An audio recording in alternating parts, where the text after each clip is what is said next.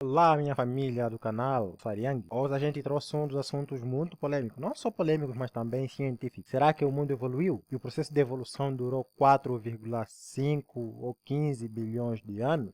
Não sei. Essa é a verdade que hoje saberemos aqui com três especialistas. E então, como surgiu o mundo? Será que houve um ET que, pela necessidade de cesar de uma companhia, decidiu descer e criar este mundo, criar este universo? O que há por trás de tudo isso? Ou então nós viemos da grande explosão? Estas verdades e outras ouviremos agora e avaliaremos as opiniões do Dr. Rodrigo Silvas, Adalto e Marcos Eberlin. Legal! Bem louco! Esteja ligado, compartilhe os nossos vídeos, nossos conteúdos e não perca as nossas novidades, porque o canal é novo e já está vindo com aquela garra, aquela força toda. Quando se trata de assunto ciência, teologia, relacionada à ciência e vários assuntos políticos da ciência, você encontra aqui no nosso canal. Esteja ligado e não pare por agora. Deixe-me já dar as boas-vindas para você e dizer que este é o Espaço RAM. RAM é o espaço criado especialmente para assuntos relacionados à ciência e religião. Este espaço foi criado com a inspiração de três mentes grandes, eu digo isso, conhecidos no mundo todo, especialmente no Brasil.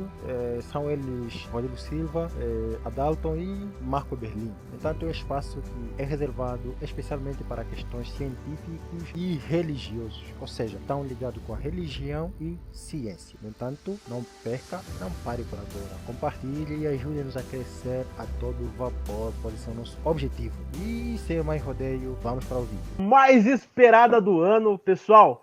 Hoje estamos aqui com grandes cientistas nas mais variadas áreas e eu acho Tá bom. que vamos começar então sobre o universo. Depois nós vamos passar sobre a origem da vida e depois para o homem.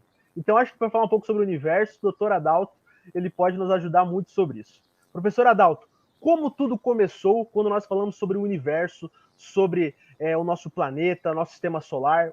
O que a ciência fala sobre isso? Muito legal. Olha, primeiro a gente precisa determinar assim o posicionamento que muitos cientistas têm, que tem sido praticamente a teoria do Big Bang. Tá? É uma teoria naturalista que diz que tudo teria começado num estado totalmente caótico, desorganizado, e com bilhões de anos depois a coisa estaria organizada como nós a vemos.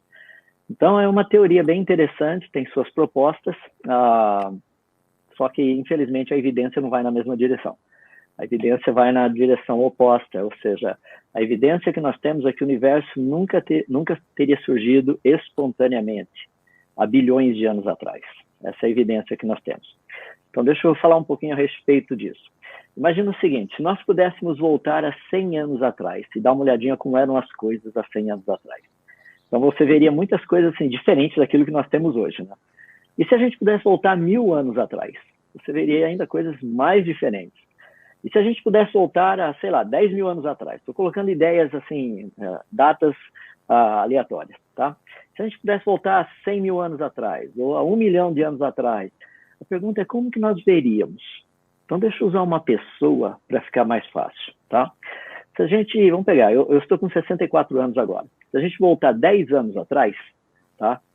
Ou seja, eu estaria com os meus 54 anos. Rapaz, eu tinha mais cabelo, tinha mais um monte de coisa assim que está desaparecendo rapidamente.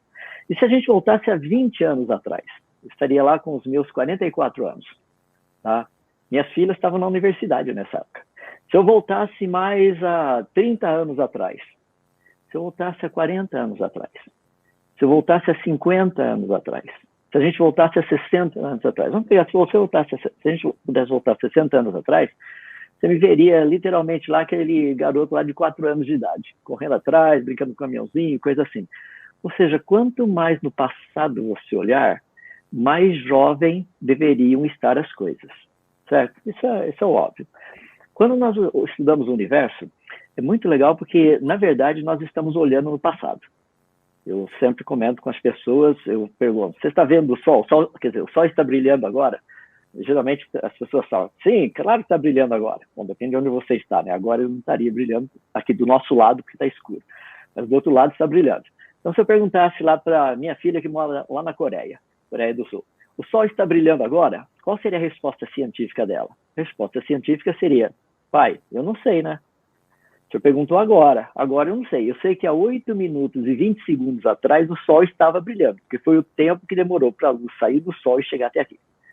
Percebe? Até quando nós olhamos para o Sol, nós estamos vendo como ele era, não como ele é. Se a gente olhar assim para lugares mais distantes, nós teríamos condição de ver como as coisas eram logo no começo. E aí entra um negócio que é espetacular. O Hubble, o telescópio de Hubble, já tinha nos dado várias dicas a respeito disso. Por exemplo, nós olhamos galáxias que estão a bilhões de anos-luz da gente, e, rapaz, são galáxias assim maduras, sabe? Quando eu falo maduras, tem os elementos químicos que você encontra aqui na nossa galáxia, no nosso Sol. Então não é uma coisa assim, você não vê nada jovem, criança, bebê, por exemplo, no universo. Você está falando sério? Professor, e eu vi o pessoal comentando aqui, e esses planetas que cada vez aparecem aí nas notícias, tem um planeta que é igual à Terra, cada vez sempre está lançando aí um planeta supostamente igual à Terra. Como é que a gente explica isso? Simplesmente vão ver qual igual ele é com a Terra. É só comparar. Não tem muito problema. Olha, vamos ver, por exemplo, o planeta mais parecido com a Terra, igual acharam um planeta e falaram que legal, o planeta tem água, excelente. Daí a distância do planeta até a estrela, literalmente, dá para ter água até em estado líquido, só que está tão perto da estrela que a radiação da estrela mataria qualquer tipo de forma de vida lá. Rapaz, resolveu muito o nosso problema, né? Ah, agora eu entendi!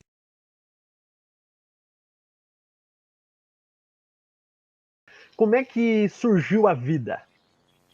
Nossa, tem mas evidência, tem Uhum. evidência de um design inteligente na origem da vida? Sim, mas nossa, eu estava aqui me segurando, né? Doido para falar também, né? Porque as evidências de que o universo foi feito pronto por um ser extremamente competente que chamou a existência pelo poder único e exclusivo da sua palavra são inúmeras, né, Adalto? E olha, o Hubble, olha, gente, tinha gente que falava assim, o Adalto é radical, olha só, ele fica achando que o universo é jovem, foi formado pronto. A gente tem o Big Bang, a gente tem as evidências todas. Dia após dia, espectro após espectro, a verdade que foi enfatizada a cada avanço da ciência é que o Adalto que tinha razão, gente. Olha só. Olha, o Hubble já deu assim um spoiler, né? O Hubble deu um spoiler. Aquele o comandante lá do programa do Hubble, esqueci o nome dele, como é que chamava? Que apontou lá e tirou o Hubble Deep Field. Qual era o nome dele, Adalto? Ele apontou assim, ele falou assim, vou tirar uma foto. Ficou 100 horas tirando a foto lá do ponto escuro do universo. Aí as galáxias vieram todas prontinhas. Agora o James Webb detonou, ele colocou uma tonelada de cal em cima de qualquer proposta de que o universo tenha sido estruturado. Tem gente que fica usando equações físicas, né? Física de colegial para calcular as coisas do universo. E fica dizendo, olha, bilhões de anos, o universo se estruturou, um buraco negro criou as galáxias, as estrelas explodiram, criou um pó que criou os planetas. A gente fica usando o natural para explicar o sobrenatural de Deus. Enquanto a Bíblia é muito clara, né, Adalto?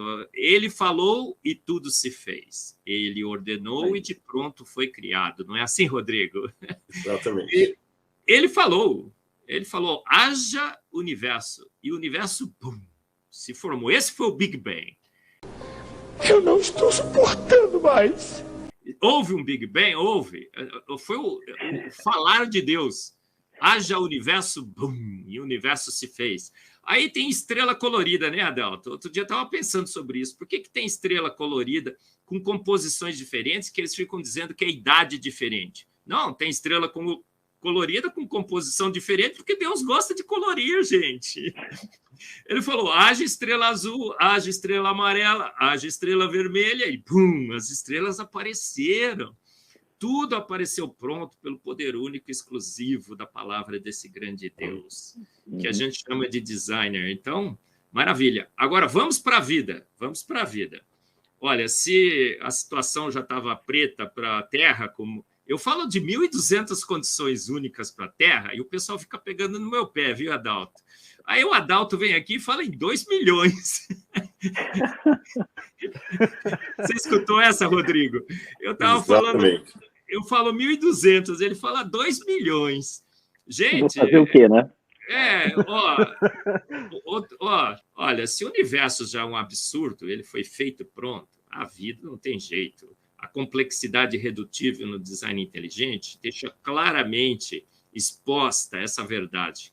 Deus disse, haja vida, e houve vida. É a história do ovo e da galinha. Ele disse, haja galinha com o ovo dentro. E houve galinha com o ovo dentro. As reações todas são extremamente lentas. Você precisa de enzimas para acelerar essas reações. Para crescer proteína, os aminoácidos precisam reagir na posição certa. Tem 20 outras reações competindo. Impossível. Então, você tem lá ribossomos com as suas mãozinhas tricotando as nossas proteínas. É um direcionamento mecânico para que os pontos certos se conectem. As moléculas são homoquirais, mão direita, mão esquerda, só tem mão esquerda para aminoácidos. As máquinas todas da vida são indispensáveis para energia, para proteína, para erros, reparos no DNA. Se você não tem essas máquinas desde o início.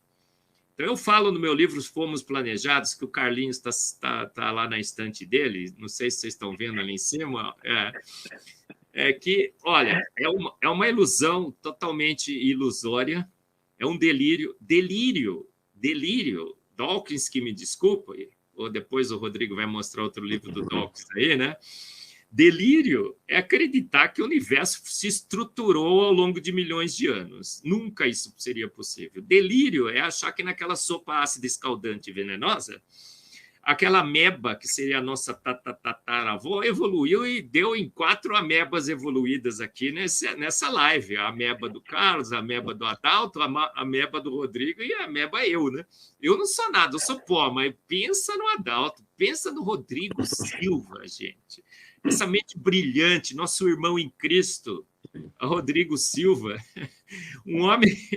Gente, eu vou contar um negócio aqui, a gente ia começar essa live sem orar. Quem chamou a oração? Nosso irmão Rodrigo Silva. Rodrigo, foi sensacional isso daí, falar cara. com o designer, né? Foi sensacional isso. Eu quase que eu chorei aqui, viu? E maravilha, glória a Deus. Ih, rapaz.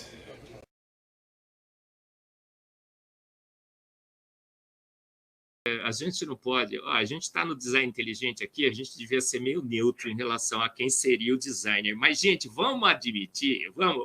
Rodrigo, você tem dúvida? Não. Adalto, você tem dúvida? Realmente. Bom, vamos seguir então com a ideia agora da origem do homem, né? Dentro da história, né? Agora eu vou falar com o professor Rodrigo, né? Rodrigo, quando a gente busca dentro da história, dentro das culturas, nós identificamos que a maioria das populações, das pessoas que existiam, elas acreditavam em um designer ou elas preferiam não acreditar em nada? Como é que dentro da história da humanidade surgiu esse pensamento? Não, na verdade é até interessante, eu tenho até um livro ali, A História do Ateísmo, escrito por ateus, onde esse livro admite que o ateísmo, enquanto movimento filosófico, é algo muito recente. O máximo que você pode pegar de ateísmo no passado, mas nem é o ateísmo de Richard Dawkins e Hitchens, esse pessoal, é se você pegar Pirro, Carneades, esses filósofos assim que tinham ceticismo em relação aos deuses do Olimpo, ou o próprio Sócrates, que foi condenado por ateísmo, mas não é que ele não aceitava a existência de Deus, eles se opunham aos deuses do Olimpo, tá certo? Então, eu tomo isso como base para dizer que o movimento ateu filosófico, ele surge na modernidade. Você não encontra traços dele no passado, tá certo? Não encontra. Como falei, você pode ter Pirro, Carneades, mas isso não é bem o movimento e são ateus que admitem isso. O que a gente tem em todos os povos do passado é a admissão que o ser humano foi criado por um ser superior. Agora, o curioso, Carlos, é que se eu tivesse respondendo essa pergunta sua há alguns anos atrás, eu apenas a faria fazendo comparações entre o que a Bíblia diz e o que esses outros mitos dizem. Por exemplo, eu tenho aqui na minha mão uma réplica do épico do Gilgamesh. O Gilgamesh fala não apenas da criação, mas fala também do dilúvio. Inclusive, nós temos heróis que sobrevivem ao dilúvio. Você tem Utnapishtim, você tem Atrahasis, você tem Ziusudra. É o nome que esses documentos sumerianos dão a esses heróis que sobrevivem ao dilúvio.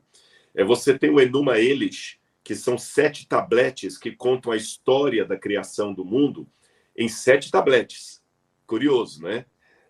E o 6º tablete é o que conta a criação do primeiro ser humano, que em sumeriano a palavra para ser humano é Lulu. Lulu. E esse ser humano Lulu, que é criado no 6º tablete, como Adão é criado no 6º dia, o Lulu, ele é criado do pó da terra e ele recebe nas narinas o fôlego de vida. E o 7º tablete é quando os deuses repousam para poder curtir o que eles criaram. Os deuses repousam no 7º tablete. Alguns outros mitos falam que o primeiro ser humano a ser criado foi Adapa. Outros o chamam de Admuzi. Admuzi, Adapa. Adama, tem uns que chamam de Adama, é a mesma raiz etimológica do nome Adão. E esse primeiro ser humano, esse primeiro Lulu, falando em linguagem sumeriana que foi criado, ele foi colocado no jardim de Edenu, que é a mesma raiz da palavra Éden. E esse jardim fica na banda de Dilmun. E Dilmun, em sumeriano, significa onde nasce o sol. E o Gênesis também fala que o Éden foi plantado na banda do Oriente, onde nasce o sol. Então, até um tempo atrás, eu terminaria a minha resposta com você dando só esses paralelos e usando o seguinte raciocínio, que eu ainda mantenho. Eu apenas fiz um upgrade dele. Qual o raciocínio que eu ainda mantenho? A Bíblia começou a ser escrita, pelo menos na cronologia que eu uso, no século XV a.C., porque eu ponho o Êxodo na época da 18ª dinastia. Eu não atribuo o Êxodo à época de Ramsés. Eu posso explicar isso numa outra ocasião. E como eu acredito que Moisés foi o primeiro autor da Bíblia, se houve livros antigos, mais antigos, eles não chegaram até nós, o Espírito Santo não os preservou. Então, a Bíblia começou a ser escrita no século XV a.C. Então, quer dizer que eu tenho séculos de história aí antes da Bíblia ser escrita. Só que, como ela está remetendo às origens, se o que ela conta é verdade, ao retroceder a história, eu tenho que ter marcos daquilo ali. Eu tenho que ter pessoas falando daquilo ali. Tá certo? Se é uma coisa que foi inventada pela Bíblia, eu não ia ter esse marco. Então, quando eu vou na origem da humanidade, ou pelo menos da humanidade, da civilização, que é 3100 a.C., que é a invenção da escrita, antes eles colocavam a invenção da escrita em 5000 a.C., essa data já foi trazida para cá, eu descubro que os primeiros documentos da humanidade falam da criação do mundo e da humanidade sendo colocada num jardim paradisíaco. Eles perdem esse jardim paradisíaco porque comem algo que não deveriam comer, a comida dos deuses, uma planta que não deveriam comer. Eles são tentados a comer por um ser que é desenhado como sendo uma serpente com asas, tá certo? E essa serpente com asas, nos tabletes de Gudea, ela é chamada de Ningishzida, a senhora da árvore agradável. E ela que faz com que eles percam a imortalidade. E depois disso vem um dilúvio que cobre toda a terra. Então eu vejo, a Bíblia está falando de algo que os primeiros moradores do mundo falaram. E o mais curioso, os que fundaram a civilização na região ali do Eufrates e o Tigre, eles falam que eles são sobreviventes daqueles descendentes dos sobreviventes do grande dilúvio, que por sua vez vieram da região de Dilmun. Agora, para fechar a minha resposta, vem aqui o meu update. Antes eu ficava só nisso aí, nas comparações. Mas eu percebi que tão importante quanto as comparações entre a Bíblia e esses livros é também a distinção entre o relato do Gênesis e o relato do Gilgamesh. Por quê? Qual a diferença entre eles? Em primeiro lugar, me chama a atenção que os deuses criam a humanidade por capricho. Eles criaram a humanidade porque os deuses viviam no jardim paradisíaco e eles não queriam mais trabalhar, então eles põem o ser humano para trabalhar para eles. Então, quando eles fazem o ser humano do pó da terra, eles criam esse ser humano para trabalhar para eles. Então, eles repousam no sétimo estágio, porque agora eles não precisam mais trabalhar, porque o ser humano vai trabalhar para eles. E a Bíblia é o contrário. Deus não cria, Deus não descansa no Shabat, porque agora o ser humano vai trabalhar de escravo para ele. O jardim não era uma coisa que Deus tinha e colocou o ser humano lá para cuidar do jardim para ele, não. O jardim foi dado à humanidade. Existe um ato de amor maior que eu não encontro nos documentos sumerianos. Segunda diferença importantíssima, e aqui eu faço um diálogo com o Adalto e com o Marcos na fala dos dois aí. Todos os documentos mais antigos da criação da humanidade, para responder a sua pergunta, Marcos, incontestamente, eles colocam, em primeiro lugar, a existência do universo, um universo que, letra A, não teve começo, ou letra B, começou sozinho. E depois do universo surgem os deuses. Os deuses são frutos do universo. E depois dos deuses, a humanidade. Então, a humanidade é neta do universo. E os deuses são filhos do universo. A Bíblia é o único livro que apresenta uma cosmologia antiga onde Deus precede o universo. No princípio, criou Deus. Então, quando eu comparo esses mitos às propostas que alguns cientistas apresentam hoje, eu noto que Stephen Hawking, por exemplo, O Universo numa Casca de Nós, e O Grande Projetista, que foi o livro que ele desenhou, esse autor está replicando os antigos mitos sumerianos, só que em linguagem científica. Porque o que os mitos sumerianos falavam? Que o universo se autofecundou, que o universo surgiu. Eu vou falar, por exemplo, da mitologia grega, para dar um exemplo. Gaia surgiu do nada, ela mesma surgiu. Gaia se autofecundou e surgiu Urano, o céu. Depois Gaia tem relação sexual com Urano, aí formam os titãs, os cíclopes, os centimanos. Aí depois vêm os deuses do Olimpo. O que hoje os evolucionistas falam? Que o universo se autogerou.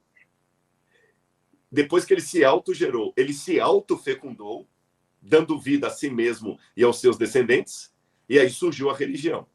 Na verdade, quem está voltando à era dos mitos é o evolucionista cientista. Não somos nós. Porque a Bíblia está combatendo o mito quando é o único livro que fala, não. Antes do universo havia o Criador.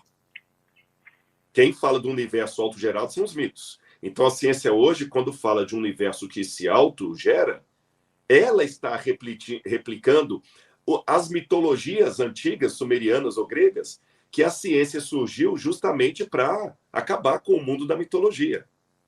E a terceira e última diferença é que se eu pegar o épico do Gilgamesh, traduzir para o português e levar para uma prisão de segurança máxima e distribuir cópias do épico do Gilgamesh nessas prisões de segurança máxima, ou do Enuma Elish, ou do Atrahasis, ou qualquer outro épico da criação, quantos presos, depois de um ano, lendo a tradução desses mitos, deixarão o mundo da criminalidade, das drogas, da perversidade, deixarão de ser assaltantes, se tornarão pessoas capazes de trabalhar como o seu homem de confiança? Talvez um, por coincidência. Agora, vamos mudar o exemplo aqui. Estou sendo agora bem Stuart Mill, né? Estou aplicando o método científico. Vamos agora, no mesmo presídio de segurança máxima, dar uma cópia do Gênesis. Nem precisa ser da Bíblia toda, não, só do Gênesis. Eu te dou um ano para você ter uma ala ali só dos crentes, do camarada que é ex-drogado, ex-traficante, ex-estuprador, ex-assaltante de banco, tá certo? Então, mesmo que eu diga a Bíblia é apenas mais um mito do passado, ainda que eu caia nessa tonteria, eu vou dizer, tudo bem, mas é um mito que transforma vidas. I am inevitable.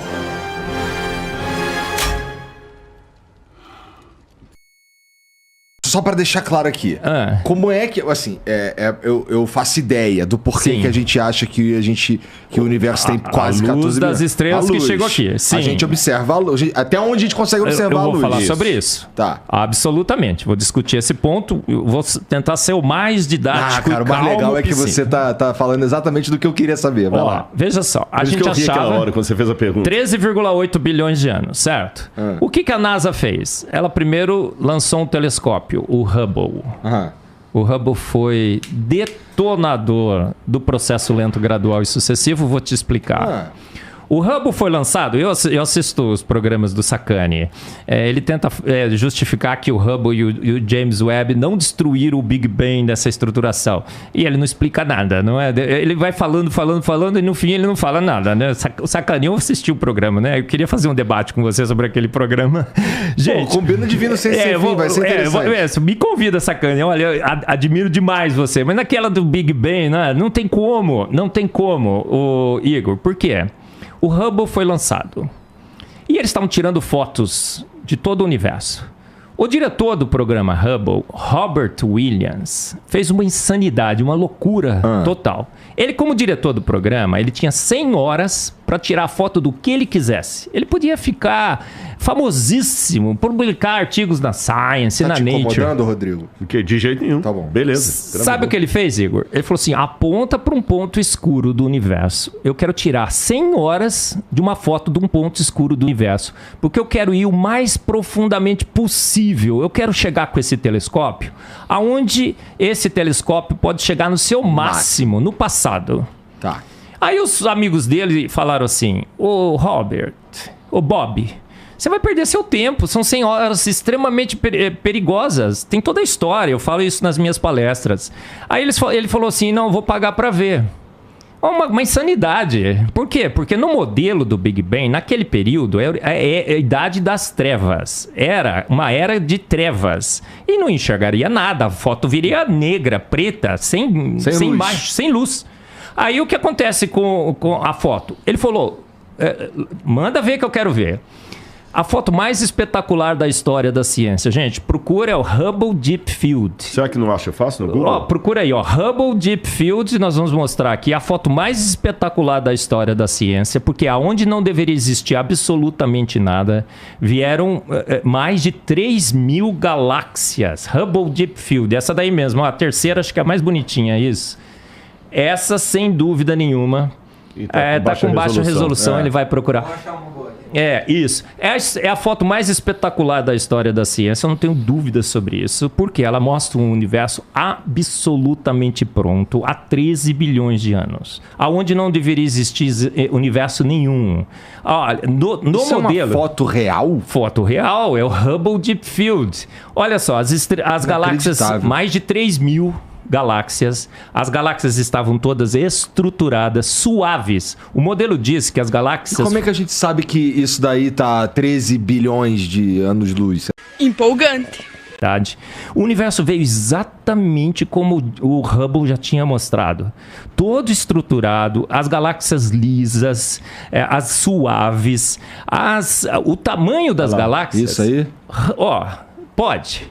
Isso aqui era para ser na idade das trevas, do modelo. O universo está absolutamente pronto. As galáxias estão... Olha, o grande achado do James Webb é que as galáxias apareceram pequenas na foto.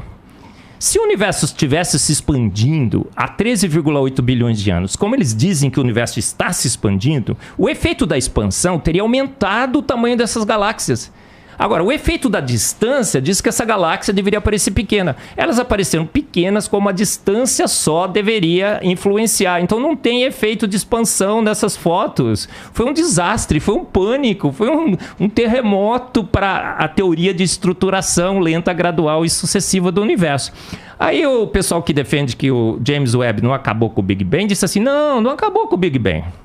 Acabou só com o modelo de formação de estrelas, acabou só com o modelo de formação de galáxias, acabou só com o modelo de formação de planetas, acabou só com o modelo de formação de asteroides e de quizares. Sobrou o que do universo? Eu brinco, foi um tsunami que passou pela... Quasares? Quasares, obrigado. É que ele é russo. É russo. Eu tô tão emocionado com a foto, porque eu fiquei mesmo, gente. É que, veja só... Passou um terremoto, acabou um tsunami, destruiu a casa. Mas pelo menos eu tenho um terreno que eu posso reconstruir. Aí, olha, os cosmólogos estão back to the drawing board. Conhece esse termo em inglês? Eles estão de volta à prancheta. Não acabou com o modelo. Eu só tenho que reconstruir todos os meus modelos. Agora, faz sentido? Não faz. Se o universo estivesse pronto há 13,8 bilhões de anos, hoje, como você falou muito bem, o Sol já estaria desgastado, as estrelas estariam totalmente já gastas na sua energia. A gente teria um universo muito, muito mais velho do que a gente vê aqui. Então, o que significa? O universo foi feito pronto há poucos anos atrás, milhares, não milhões. As estrelas estão a 13,8 bilhões de anos-luz afastadas da Terra? Estão, mas isso é a distância, não é a idade. A luz das estrelas não está nos dando a idade dessas estrelas, só está dando a distância.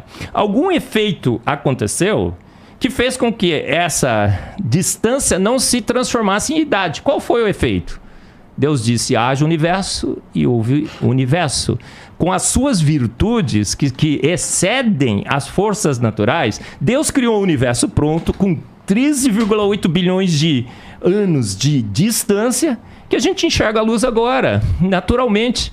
É tentar explicar o sobrenatural de Deus com forças naturais que fez o homem achar que o universo era antigo, que o Big Bang estava certo. A Bíblia, de novo, venceu.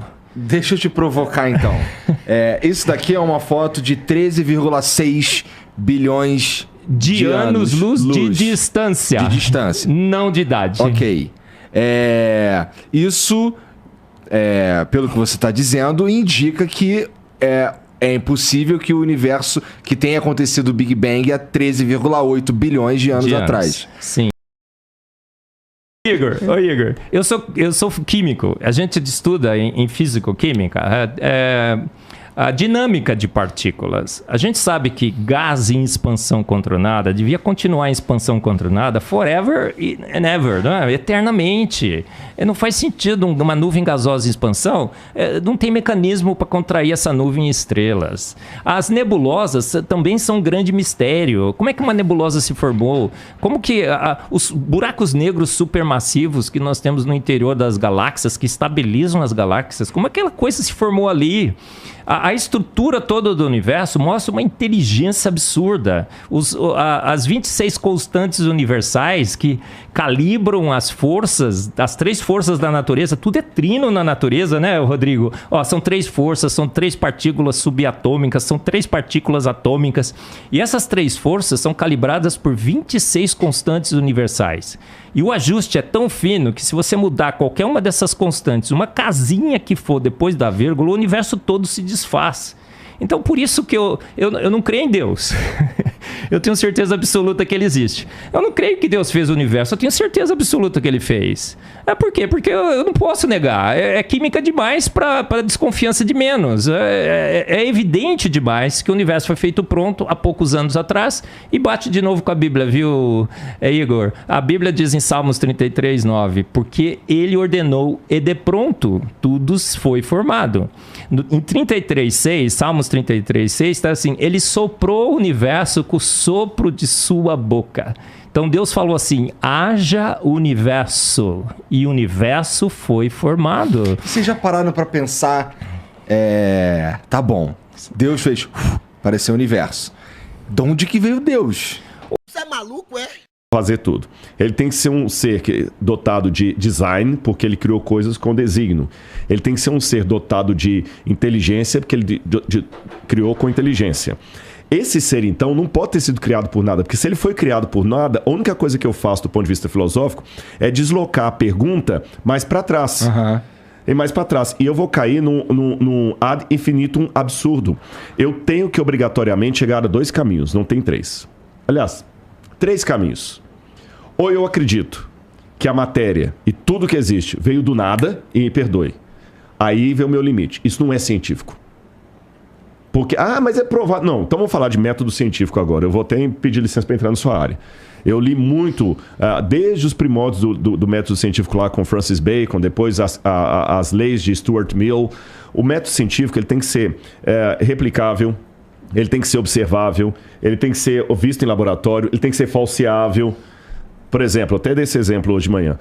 Como é que eu posso provar para você que gasolina de carro não funciona para avião? É simples, é falseável. Você pega a gasolina do carro e coloca lá. Agora, não é falseável dizer para você que Santos Dumont estava sem cueca quando ele se suicidou. Não tem como voltar lá e verificar isso. Tá certo? Então, dizer que algo, que tudo pode surgir do nada, sem um agente que provoque isso não é nem falseável, nem científico, nem laboratorial, nem filosófico. Empolgante. Exatamente, mas só quando eles falam assim, existe uma diferença. Quando a frase, olha as duas frases. Não faço ideia do que causou o Big Bang. Um agnóstico pode falar isso. Beleza. Você está sendo honesto. Não faço ideia. Mas só dele falar não faço ideia do que causou, ele já está admitindo que houve que um causador. Algo causou. E pelo menos ele está admitindo que algo causou. Ele não faz ideia de quem que é. Se é um ET, se é o ET de Varginha, se é o Bilu, se é o Deus da Bíblia. Mas ele admite que algo causou. O problema é o outro, puro, que fala o seguinte, nada causou. O Big Bang aconteceu do nada. Então ele não está sendo, com todo respeito, ele não está sendo científico, porque ele não tem como me provar que coisas surgem de não coisas. Estou falando filosoficamente falando. Por que eu não tenho medo de aparecer um tigre aqui agora e sair devorando todo mundo? Porque não tem como surgir um tigre do nada. Exatamente. Se um tigre não pode surgir do nada, por que toda essa estrutura que a gente viu pode surgir do nada? Então eu sou obrigado a trabalhar com uma causa primeira. E essa causa primeira, para ser, do ponto de vista filosófico, uma causa que justifica o surgimento de tudo, aí eu estou usando aqui Aristóteles, isso é Aristóteles, essa causa tem que ter essas características, ela não pode ser presa ao tempo, ao espaço e tudo mais. Mas se alguém causou a causa, eu só estou deslocando a questão para trás. Aí que eu falei que tem as três possibilidades. Ou eu vou cair no absurdo de falar que o universo surgiu sem causa, o que não faz sentido, ou eu vou falar que sempre teve uma causa causando outra causa, eu vou cair no infinito absurdo, que também não faz sentido, porque tem evidências que o universo começou, ou eu caio num terceiro, que para mim é o mais lógico. Houve uma causa primeira que formou tudo isso, e quando eu vejo as características dessa causa primeira com o Deus que a Bíblia apresenta, eu vejo que dá match.